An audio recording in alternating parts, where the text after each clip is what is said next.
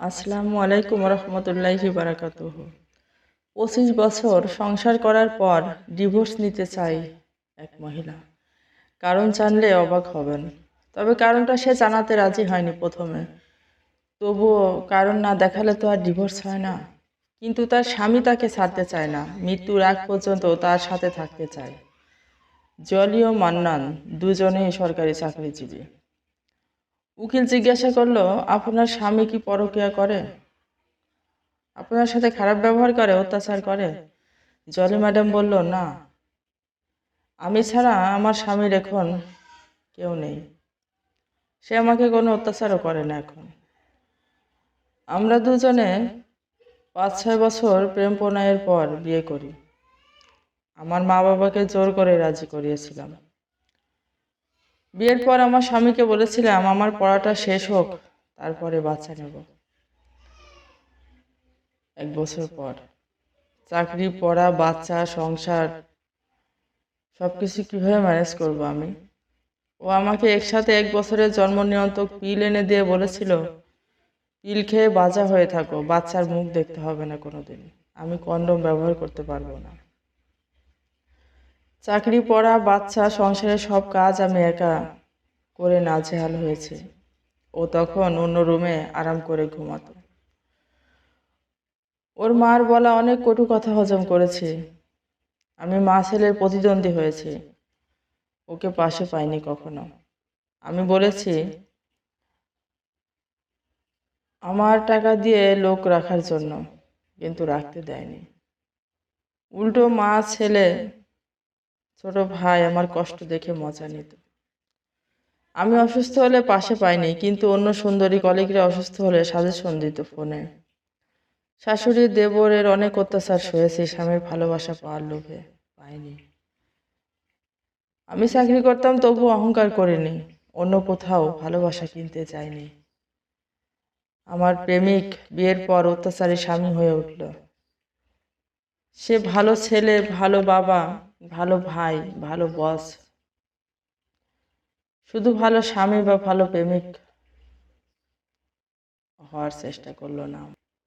আমি যখন শাশুড়ি দেবরের গঞ্জনায় অতিষ্ঠ, তখন আমার স্বামীকে পাশে চেয়েছিলাম, যে আমার পিঠের ব্যথায় আমাকে হাত বুলিয়ে দেবে।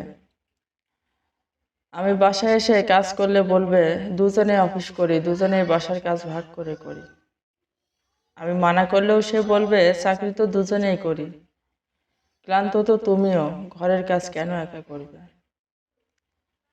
আমি চেয়েছিলাম সেই প্রেমিককে, যে তার মায়ের গঞ্জনার সামনে দাঁড়িয়ে বলবে, আমার জলি এর চেয়ে বেশি কিছু করতে পারবে না। সে আমার স্ত্রী নয়, সে আমার অতীতের ভালোবাসাও। বলেনি, আমার জন্য সে একটি কথাও খরচ করেনি, মায়ের সাথে তার সম্পর্কও খারাপ করেনি। বরং বাচ্চা হওয়ার পর যখন পেটে স্টেটের দাগ, পেটটা একটু মোটা হলো, রাতে ঘুম না হওয়ার কারণে চেহারাটা মলিন হয়ে গেল,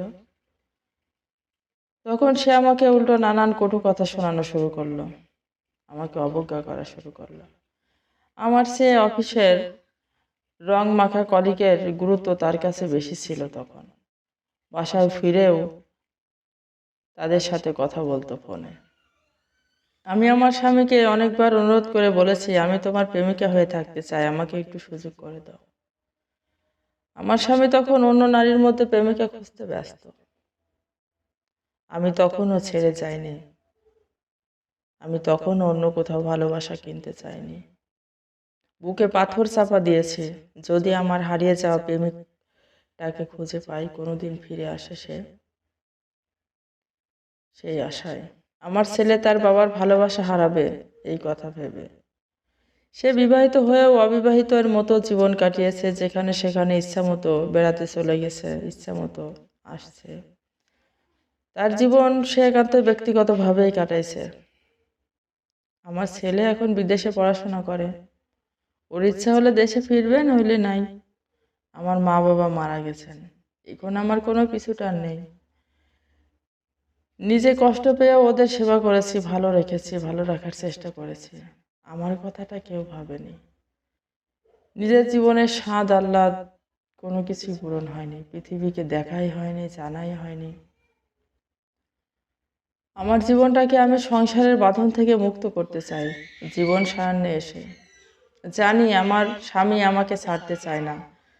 দীর্ঘ 25 বছর আমার সেবা পেয়ে সে অভ্যস্ত হয়ে গেছে।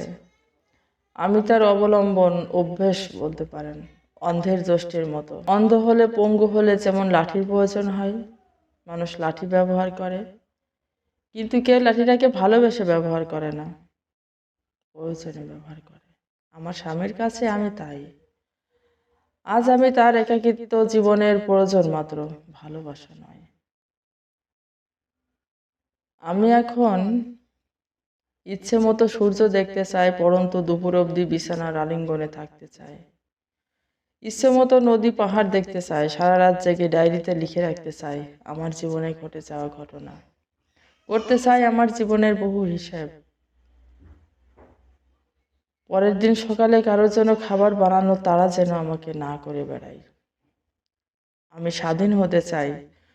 খুব বেশি দাবি কি আমার হয়ে গেল? মেয়ে বলে শুধু দিয়েই যাব, পাবো না কিছু? মনুষ্য জীবন পেয়েছি তো। এই স্বামী নামক পুরুষ আমার ভেতরের প্রেমিকাটাকে মেরে ফেলেছে ঠিকই, আমার জীবনটা এখনো আছে। তাই বন্ধন মুক্ত হয়ে মুক্ত বিহঙ্গের মতো জীবনের শেষ কয়টা বছর নিজের মতো করে বাঁচতে চাই, কাটাতে চাই। জীবনের শূন্যতা আর ব্যর্থতাকে আনন্দ দিতে চাই, পূর্ণতা দিতে চাই।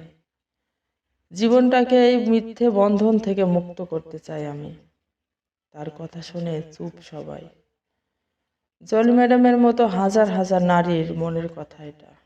প্রত্যেক পুরুষের উচিত স্ত্রীর ভালো মন্দের খেয়াল রাখা, পাশে থাকা, তার জীবনের ছোট ছোট শখ আহ্লাদগুলো পূরণ করা। স্ত্রীর জীবনে যাতে কোনো আক্ষেপ না থাকে। স্ত্রীকে কষ্ট দিয়ে দুনিয়া ও আখিরাতে কোনো জায়গাতেই শান্তি পাওয়া যায় না।